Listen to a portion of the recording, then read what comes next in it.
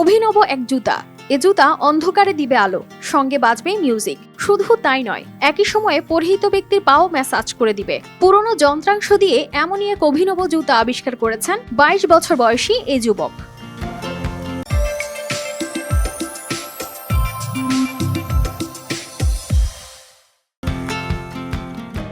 Kenyan এই সৃজনশীল যুবক এটি তৈরি করেছেন। তার নাম টেডি জ্যাকব ওমন্টি।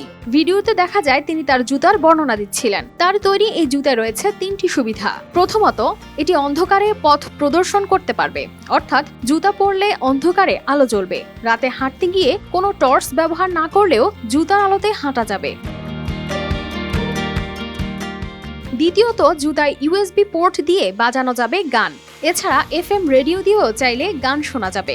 শুধু তাই নয়, ইয়ারফোনও সংযুক্ত করা যাবে এর সাথে। এখানেই শেষ নয়, এই জুতা পরে হাঁটতে গেলে একই সাথে এটি পা ম্যাসাজ করে দিবে। তবে অত্যাধুনিক এই জুতা তৈরিতে ব্যবহার করা হয়নি কোনো নতুন যন্ত্রাংশ। স্থানীয় ইলেকট্রনিক্স মেরামতের দোকান থেকে ফেলে দেওয়া যন্ত্রাংশ সংগ্রহ করা হয়েছে। তা থেকে পুনর্ব্যবহারযোগ্য যন্ত্রাংশ দিয়ে এই জুতা তৈরি করা হয়েছে। তার প্রশিক্ষক দুরান মালিয়ানা অনন্য বৈশিষ্ট্যের কারণে তিনি তার সংগ্রহে যোগ করবেন বলেও জানান। কেননা সব সময় গান শোনার জন্য তিনি ফোন ব্যবহার করেন, কিন্তু এই জুতোয় গান আছে।